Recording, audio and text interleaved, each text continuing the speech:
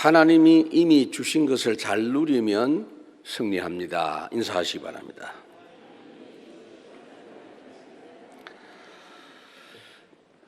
늘 그러하지만 어찌 그리 하나님이 매번 지금 우리에게 필요한 딱 맞는 말씀을 주시는가 그 생각을 합니다. 오늘 말씀은 더더욱이 그것이 확인되어집니다. 대체적으로 우리 교회 성도님들은 하나님의 말씀을 잘 따라가고 있고 하나님의 인도받는 부분에 늘 신경을 쓰고 계시는 것 같고 복음을 사랑하고 삶의 방향을 전도와 선교에 맞추어서 인도받고자 하는 성도님들이 많습니다. 로마 교회가 바로 그런 교회였다 하는 것입니다. 그러면 모자란 게 없지 않습니까? 그런데도 편지를 써보낸 이유가 있습니다. 바울이 그 말씀 잘 따라가고 신앙생활을 잘하고 있는 그들에게 더 무슨 할 말이 있어서 보냈을까? 그것이 바로 오늘 우리 교회에 주시는 말씀으로 우리는 확인해야 됩니다. 이 로마 교회는 참 칭찬을 많이 들은 교회입니다. 그래서 사도 바울이 오늘 보면 1절에서 먼저 14절에서 칭찬하고 있죠. 칭찬하면서 중요한 당부를 하고 있는 내용이 오늘 우리에게도 하나님이 말씀하시는 필요한 말씀으로 여러분들이 확인되어져야 됩니다. 14절에 보면 믿음이 강한 내 형제들아 너희가 스스로 선함이 가득하고 모든 지식이 차서 능히 서로 권하는 자임을 나도 확신하노라 그랬어요. 그러니까 이 분들이 로마 교회 성도들이 오직 그리스도로 항상 승리하고 있는 전도자들입니다. 그 오직 그리스도 승리하는 그 내용에 있어서 여러분 어째서 우리가 오직 그리스도 답이 나오느냐 하면 그리스도가 완전하구나 이럴 때 그러면 오직이다 라는 답을 내릴 수가 있습니다. 하나도 부족한 게 없구나 하는 그런 결론을 가진 자들이 로마 교회 많은 성도들이었습니다. 여러분들이 오직 그리스도 완전한 그리스도 이 부분에 대해서 어떻게 이해를 해야 되느냐 하면은 사도행전 1장을 잘 보시면 됩니다. 사도행전 1장 1절, 3절, 8절 그 이야기를 왜 자꾸 하느냐 하면요. 구약 창세기부터 말라기까지 모든 성경이 또 마태, 마가, 누가, 요한복음이 사도행전 1장 1절, 3절, 8절을 향해서 달려온 겁니다. 그걸 목표로 하고 기록해 온 것이고 그 1절, 3절, 8절 이후의 기록은 그거 기준으로 앞으로도 살아야 승리한다 하는 그런 내용입니다. 예수님께서 요한복음 19장 30절에 다 이루었다고 주님이 직접 하신 말씀이거든요. 여러분 천지 창조하실 때 빛이 있으라 말씀하시니까 빛이 있었고 해가 있고 달이 있고 별이 있으라 했기 때문에 지금까지도 해가 있는 겁니다. 지금까지도 별이 있는 거예요. 말씀하셨기 때문에.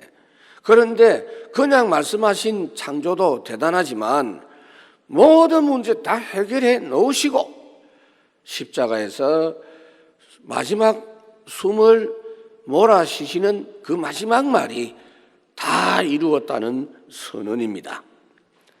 그러니까 부활하신 주님께서 그렇게 선언하시고 그렇게 십자가에 죽으시고 부활하신 주님이 전도자로 살아가야 될 제자들에게 1절, 3절, 8절 말씀을 약속하시고 누리게 하시고 살아가는 방법을 가르쳐 주신 내용이 1절, 3절, 8절입니다. 그러니까 그것이 완전한 그리스도의 결론입니다. 그렇기 때문에 우리에게 있는 그 어떤 문제도 완전한 복음만으로 해결된다는 답을 가져야 됩니다. 복음만이 완전하다. 그래서 여러분들은 삶 속에서 뭘 기대를 하거나 문제 해결을 원하실 때 복음 역사가 나타날 때까지 기다려야 됩니다. 사도행전 1장 4절에 뭐라고 합니까? 너희들이 지금 예루살렘 떠나는 게 문제가 아니다. 예루살렘 떠나지 말고 내게 들은 바 아버지께서 약속하신 것을 받기까지 기다리라 그랬습니다. 당시에는 이스라엘이 로마의 식민 통치하에 있었는데 제자들이 물었습니다. 예수님 그냥 성천하시면 안 됩니다. 이 이스라엘, 이 불쌍한 우리나라가 로마에서 언제 해방되는지 말씀해 주고 가셔야 됩니다.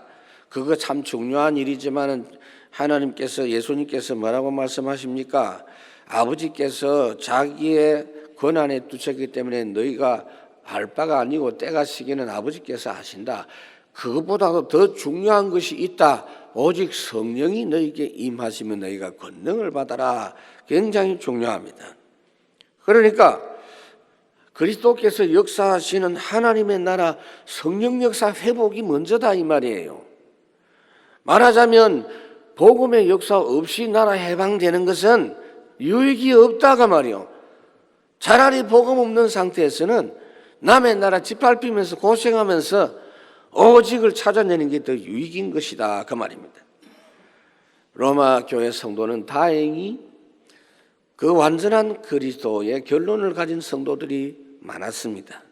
거기다가 오직 그리스도의 이유를 알고 있는 사람들이었습니다. 그 이유를 손에 딱 쥐고 있어요.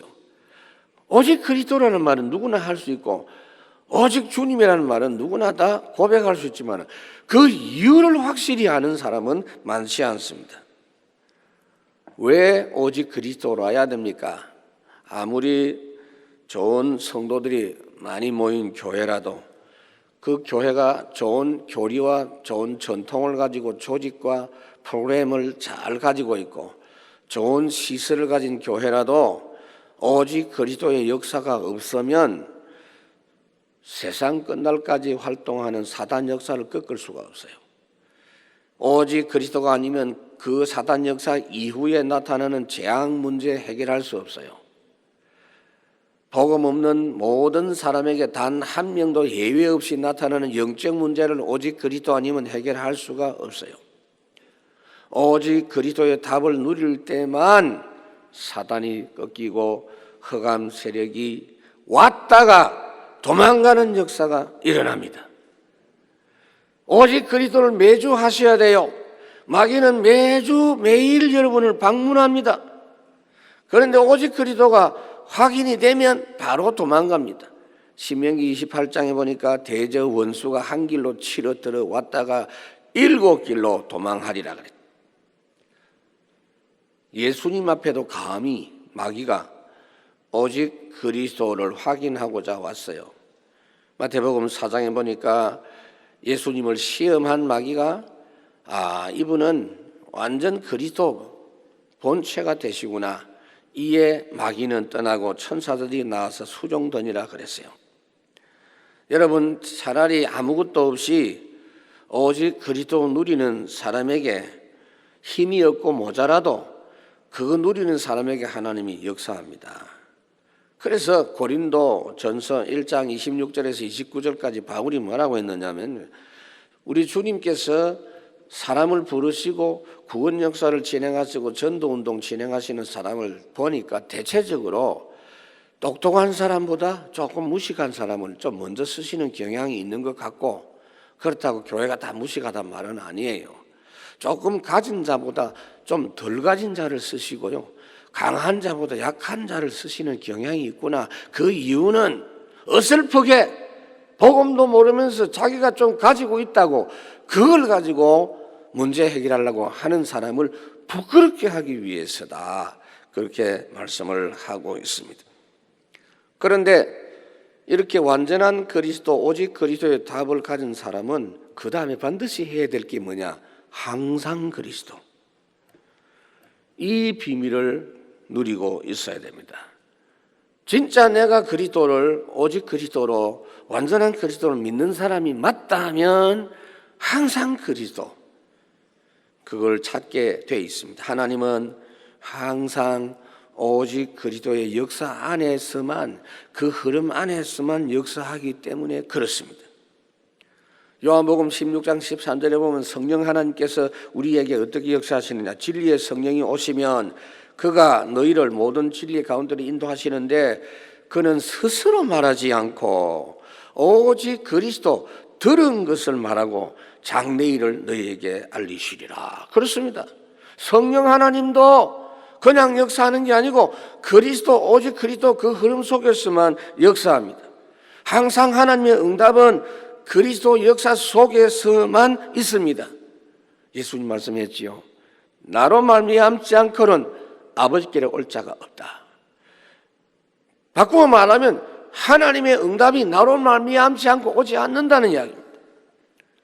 이렇게 로마 교회 성도들이 오직 예수 그리스도 이 부분을 알고 있었지만은 바울이 로마 교회에 이 편지를 또 보낸 것은 그들이 갖고 있는 복음이 부족해서가 아니고 본문 1절에 뭐라고 하면 너희가 선함이 가득하고, 로마 교회 성도들이 그 14절에 로마 교회 성도들이 소문이 멀리까지 전해졌다 그랬어요. 로마서 1장 8절에 보니까 너희 믿음이 온 세상에 퍼졌다.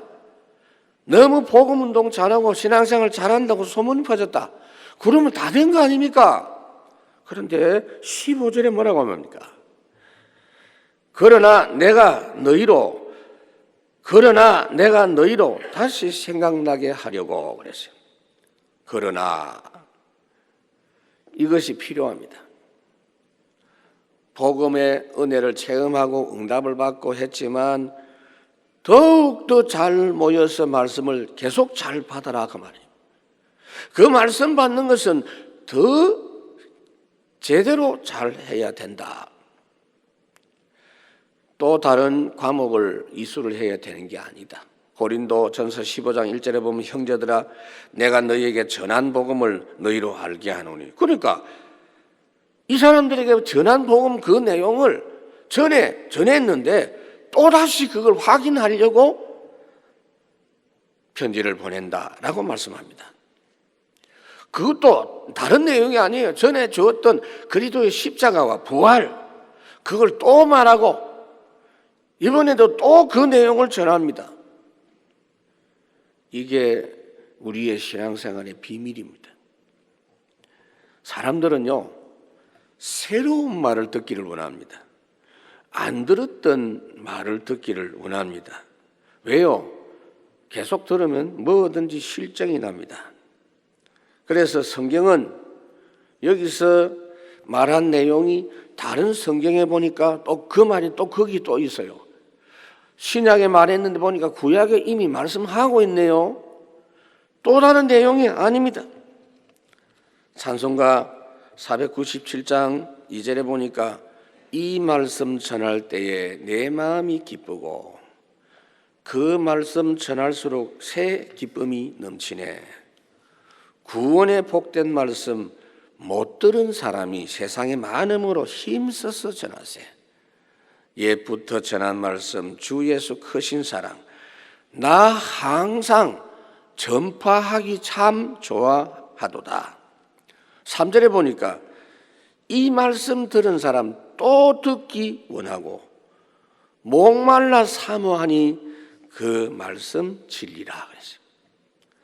찬송가 205장에 보면 더더욱이 그게 실감이 나요. 여러분들의 주제가가 됐으면 좋겠어요. 신앙생활의 주제가. 1절에 주 예수 크신 사랑 늘 말해 주시오. 나 항상 듣던 말씀 또 들려주시오. 나 밝히 알아듣게 또 들려주시오. 2절에 보니까 아침에 이슬 방울 쉬 사라진 같이 이슬이 사라지는 것처럼 내 기억이 부족해서 이 복음 들었는데도 또 잊어버리고 또 놓칩니다. 잘 알아듣기 쉽게 늘 말해 주시오. 날 구속하신 사랑 또 들려주시오. 3절에 주 예수 나를 위해 이 세상 오셔서 날 구속하신 은혜 말하여 주시오. 나 같은 사람 위에 주 예수 보혈 흘렸네. 이 복스러운 말씀 또 들려주시오. 다른 주제가 아니에요. 4절에 보니까 이 세상 헛된 영화 날 미혹할 때에 주 예수 크신 사랑 늘 들려주시오. 천국의 빛난 영광 내 눈에 비칠 때 주 예수 크신 사랑 또 들려주시오. 나 항상 듣던 말씀, 나 항상 듣던 말씀. 주 예수 크신 사랑 또 들려주시오. 이것이 여러분의 찬송이 되기를 바랍니다. 이유는 우리는 여전히 육신을 갖고 있어요. 이 육신은 이 세상과 바로 연결되어 있어요. 여러분들이 날마다 신앙생활을 하지만은 날마다 육신이 세상과 훨씬 빨리 소통합니다. 그리고 그 세상 배후에는 사단이 무시무시한 능력으로 영향을 끼치고 있기 때문에 그 세 가지 조건이 발악적인 활동을 하고 있기 때문에 자꾸 잊어버리게 하고 모르게 하고 자꾸 다른 것으로 알도록 속입니다. 거기다가 우리의 이 각인뿌리 체질이 다른 걸로 되어 있기 때문에 복음을 반복할수록 은혜가 되고 힘이 되고 뿌리가 바뀌고 여러분들이 신앙생활이 지속이 가능합니다. 내가 다시 생각나게 하려고 그랬어요. 알고 있는 것을 다시 생각나게 하려고 여러분들이 알고 있는 말씀 잘 듣기를 바랍니다. 복음 자체가 마음에 더 깊이 박히고 거기에 대한 확신이 생기고 그 증거가 나타나서 여러분들은 거기에 대한 증거를 가지고 땅 끝까지 계속 증인되어져야 되기 때문입니다. 그래서 여러분 말씀을 그냥 듣지 마세요. 똑같은 말인데 집중하세요. 똑같은 말로 그냥 들어버리면요 늘 그 소리 이렇게 돼버립니다. 그 사람 응답 없어요. 말씀이 늘 그리스도 주제의 말씀이 나오는데 응답이 없고 증거가 없으면요 그 교회 실적나게 돼 있고요 자기도 모르게 피곤하게 돼 있어요. 그러면서 교회에서 다른 것 하고 싶어져요. 안 됩니다, 여러분. 그러나 복음의 말씀과 함께 참된 응답을 계속 받고 이것이 반복되어지고 지속되어지면 여러분들은 시간이 갈수록 확실한 사람이 되고 담대한 전도자로 세워집니다. 왜 그렇게 해야 됩니까? 모든 민족 앞에 우리는 복음 제사장인 전도자로 살아야 되기 때문입니다. 그래서 그리스도 안에 있는 만민 제사장이 우리 신분입니다. 16절에 보니까 이 은혜는 곧 나로 이방인을 위하여 그리스도 예수의 일꾼이 되어 하나님의 복음의 제사장 직분을 하게 하사 이방인을 제물로 드리는 것이 성령 안에서 거룩하게 되어 받으실만 하게 하려 하심이라 그랬어요. 바울이 자신을 가리켜서 하나님의 복음의 제사장이라 그랬습니다. 로마 성도들도 모두 다 하나님의 복음 제사장입니다. 여러분들이 제사장입니다. 오늘 구원받은 우리가 모두 다 제사장입니다. 이 말이 무슨 말인지 알아야 돼요. 목사님이 제사장 아닙니까? 우리 모두 다 제사장이에요. 구약의 제사장을 보면 아무나 못해요. 레위 지파, 그 중에서도 모세도 레위 지파지만은 모세 계열은 그냥 성전 수종드는 일을 했고 아론의 지파 후손들만 제사장이 되어졌습니다. 그런데 아론이 뭐 특별해서가 아닙니다. 아론이 잘났어가 아니고 혈통이 좋았어가 아닙니다. 아론이 어떤 사람인데요? 출애굽기 32장에 보면 아론은 모세가 시내산에 십계명 받으러 올라갔을 때 내려오는 시간이 너무 늦어지니까 자기들끼리 수군댑니다. 이렇게 오랫동안 안 내려오는 걸 보니까 아무 먹을 것도 안 가져갔고 산 위에 무슨 물이라도 있겠나, 저거 틀림없이 굶어 죽었다, 실종이 됐다 이렇게 생각하고 우리가 하나님을 다른 하나님을 만들어 섬기자 이랬을 때 아론이 주동한 게 뭐냐, 금송아지 만들어서 우상숭배하게 했어요. 그런 인물이 뭐 좋다고 제사장을 세우겠습니까?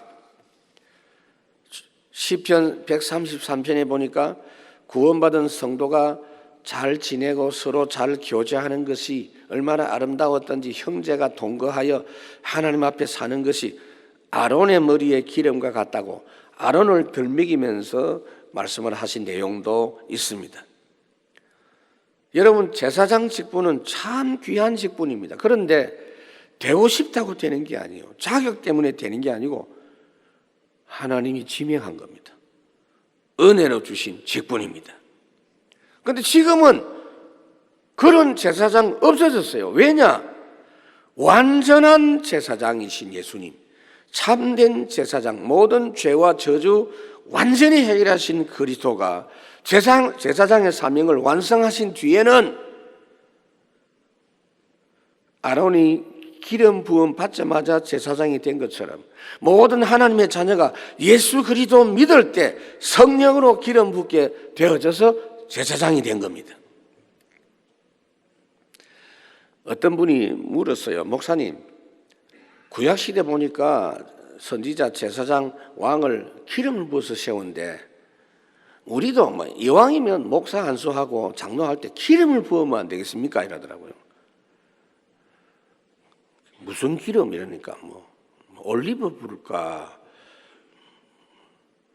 참기름을 부을까? 그거 부으면 안 돼요, 여러분. 그거는 나물 무칠 때 이렇게.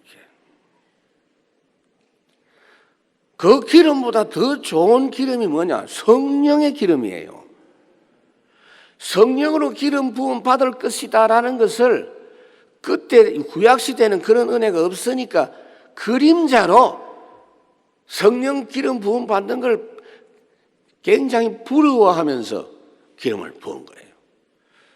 우리는 그 기름보다도 천배 만배로 좋은 성령으로 기름 부음을 받은 것입니다. 여러분들이 예수 그리스도를 믿어서 중생한 성도는 다 하나님의 성령으로 기름 부음 받았기 때문에 하나님 앞에서 제사장입니다. 종교개혁자들이 종교개혁을 할 때 개혁교회는 천주교 교회하고 차이점을 주장을 했는데 대표적인 게 세 가지입니다. 첫 번째가 뭐냐? 성경책은 하나님의 말씀이다. 66권 성경책이 하나님의 말씀이고 모든 성도 누구든지 성경을 봐야 된다, 이거예요. 천주교는 안 그랬거든요. 두 번째로 믿음으로만 구원받는다. 오직 믿음으로. 에베소 2장 8절부터 보면 너희가 그 은혜로 인해 믿음으로 말미암아 구원을 받았으니 이것은 너희에게서 난 것이 아니요 하나님의 선물이고 행위에서 난 것이 아니니 이는 누구든지 자랑하지 못하게 하려 함이라. 세 번째 개혁교회가 주장한 게 뭐냐면요, 만인 제사주의입니다. 예수 그리스도 믿는 모든 사람이 다 제사장입니다. 오늘 본문에 14절에 내 형제들아 그랬죠. 예수 믿는 모든 성도가 다 형제다 이 말이에요. 그러니까 교회 목사님 그럼 직분은 뭔데요? 일단은 여러분 잘 아셔야 돼요. 교회의 주인은 하나님이십니다. 교회의 머리는 그리스도 예수십니다.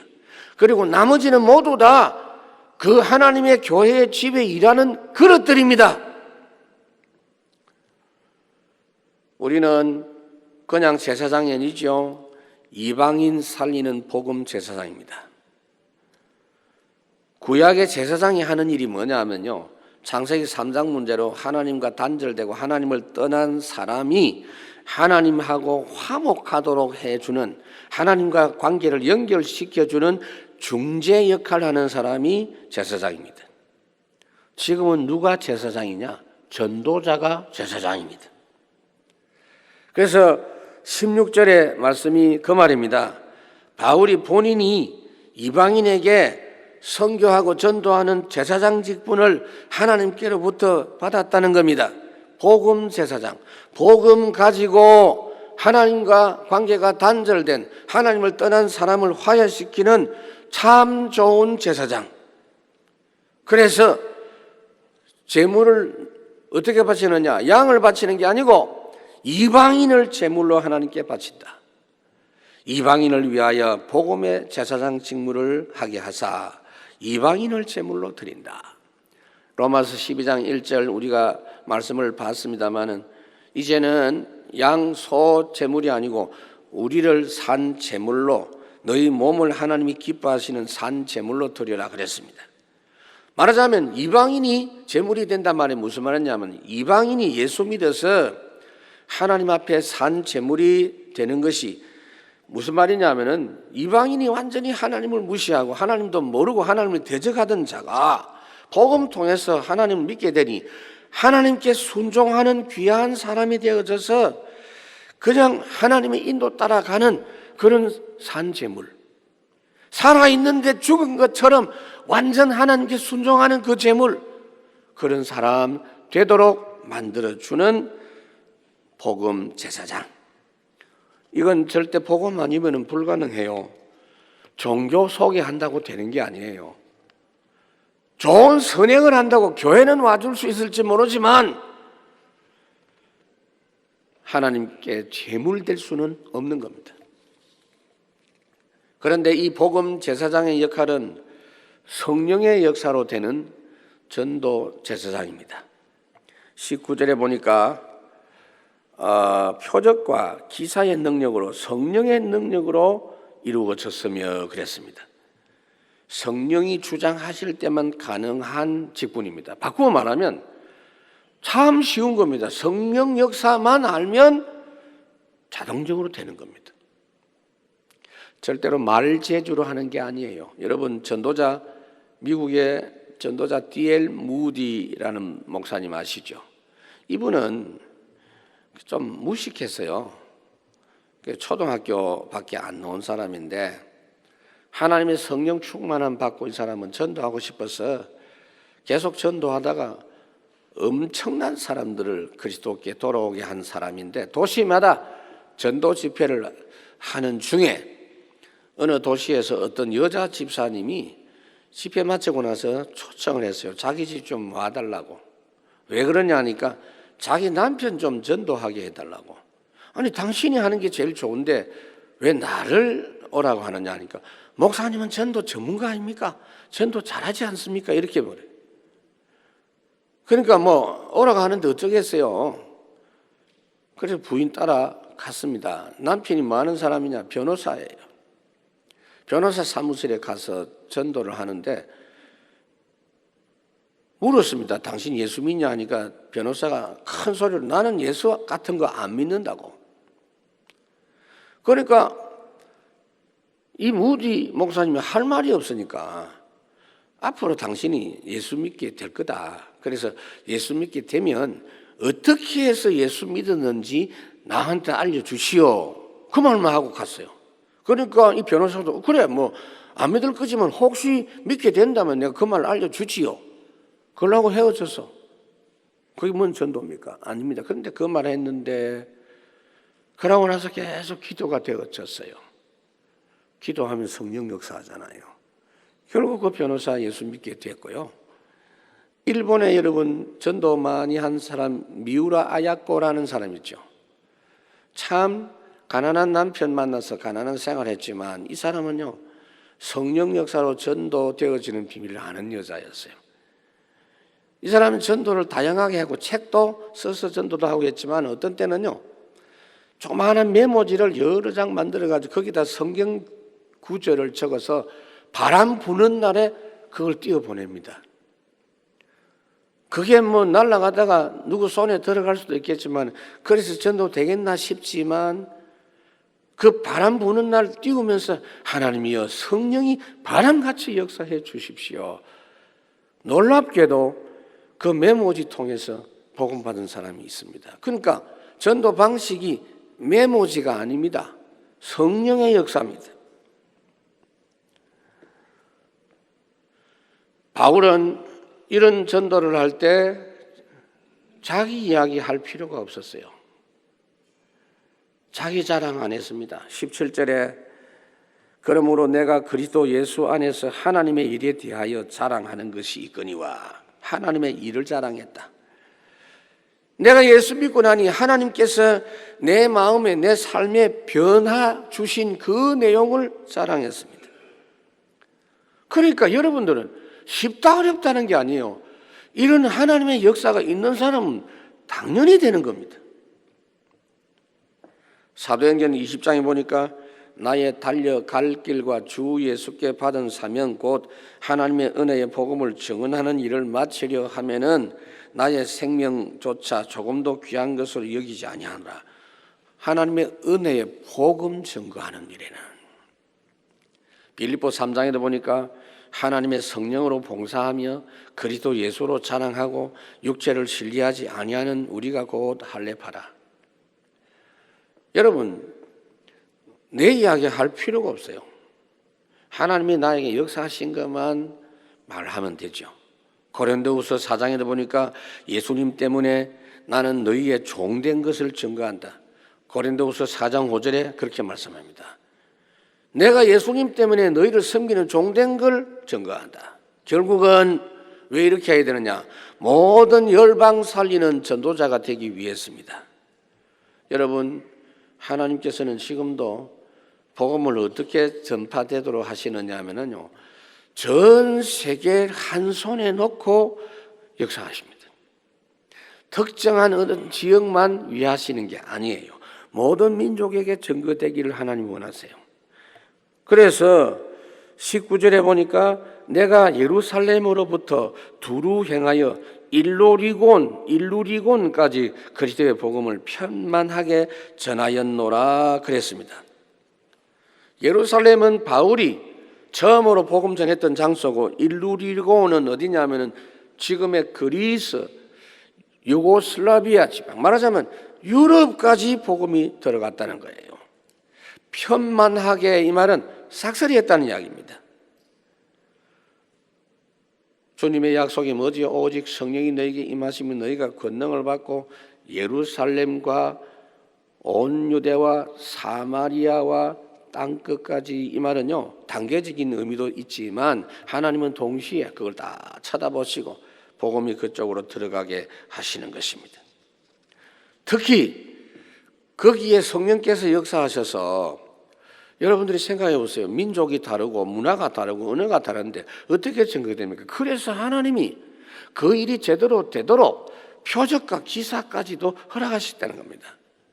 제가 경험한 건요, 저는 옛날에 은사운동, 기도운동도 해봤는데요, 복음운동 할 때만 제대로 표적 기사가 더 확실히 나타나요.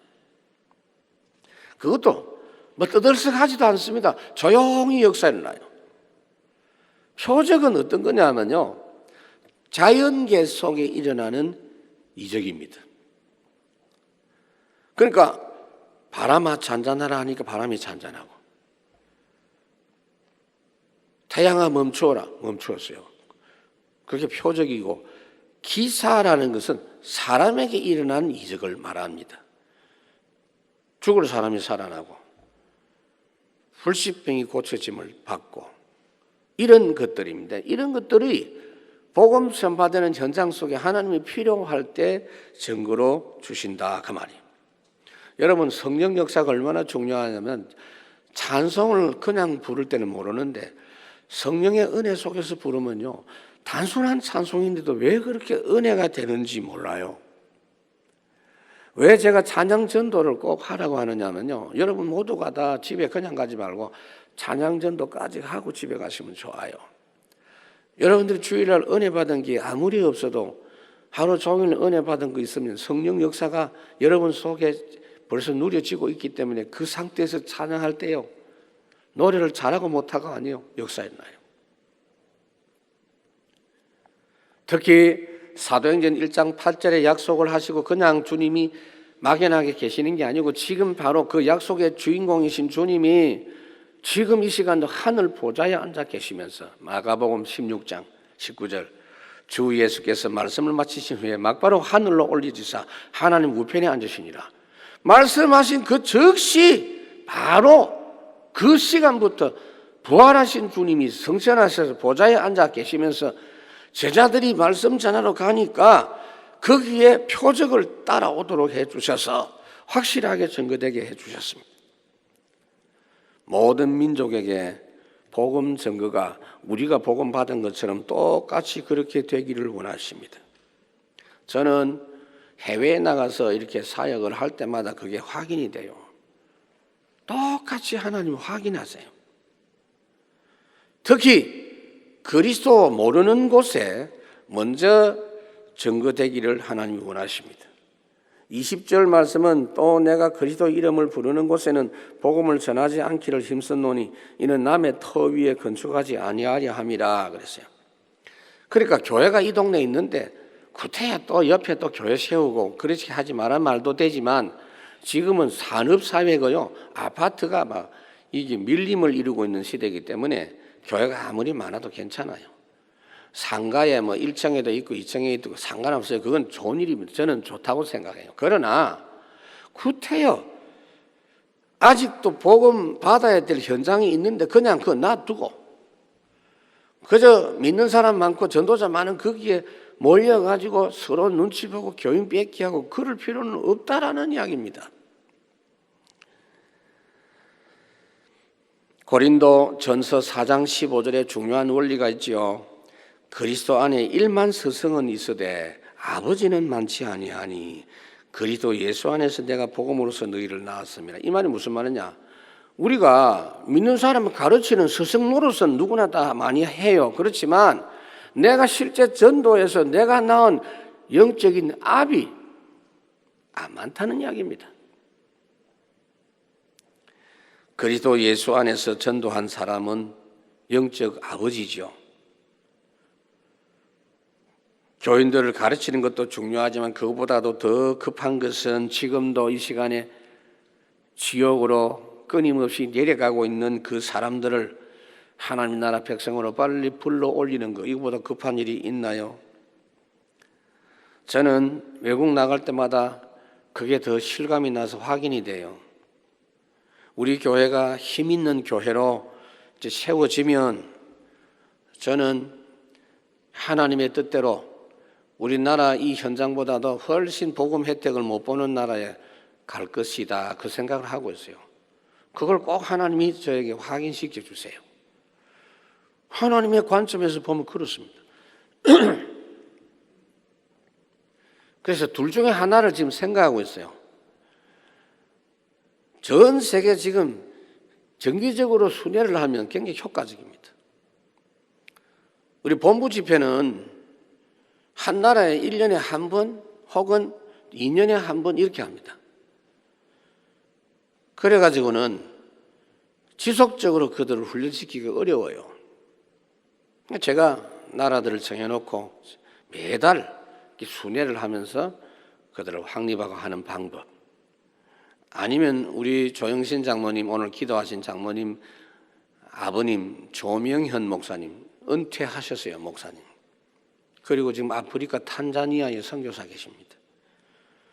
거기 전도하다가 테러를 당해서 너무 몸이 많이 상처를 입었는데 아이고 연세가 많으신 어른이 이제는 돌아오실까 생각했는데 그러고 나서 오히려 본부 선교사 파송 받으셨어요. 왜 그러냐면요, 가보면요 그리스도 모르는 사람이 쫙 깔렸거든요. 한국은 전도자가 많잖아요.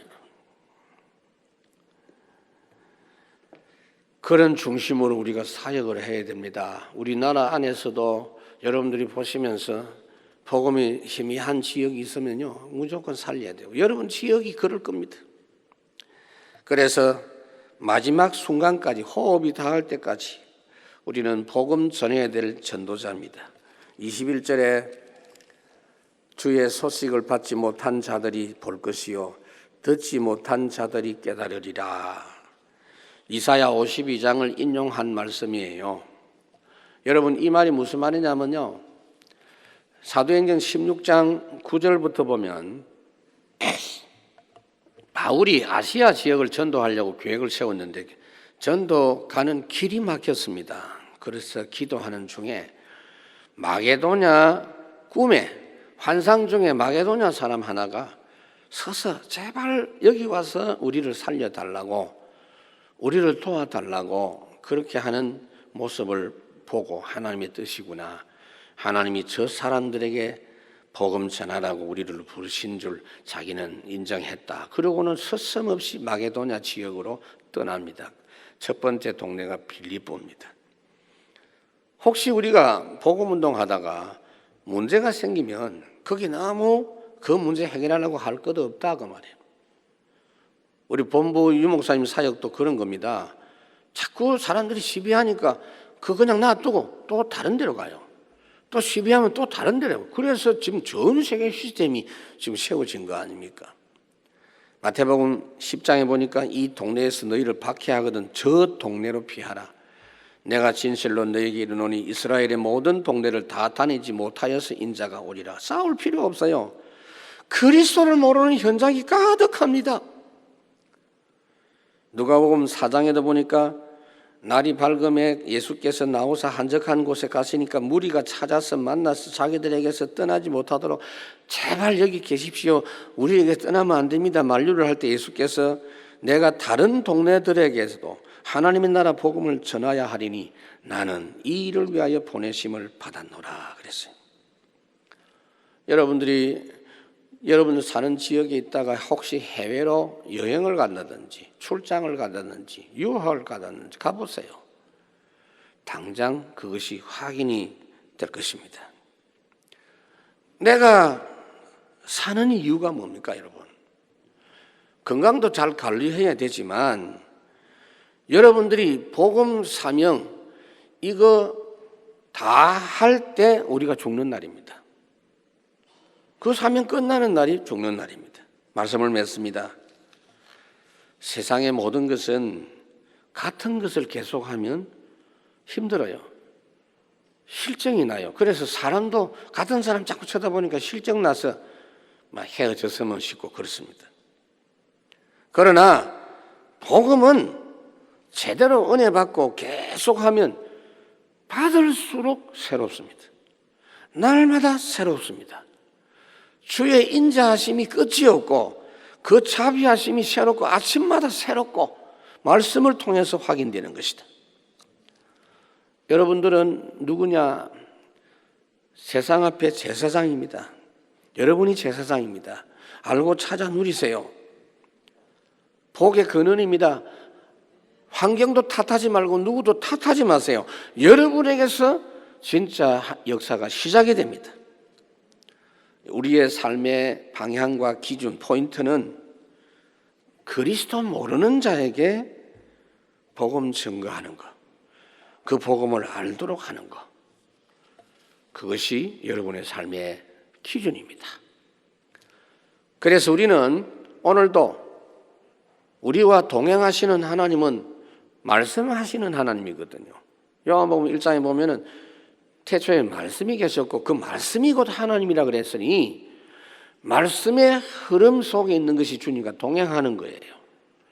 말씀 흐름 속에서 날마다 모든 삶에 하나님이 원하시는 증인으로 살아가시는 여러분 되시기를 바랍니다. 찬양하겠습니다.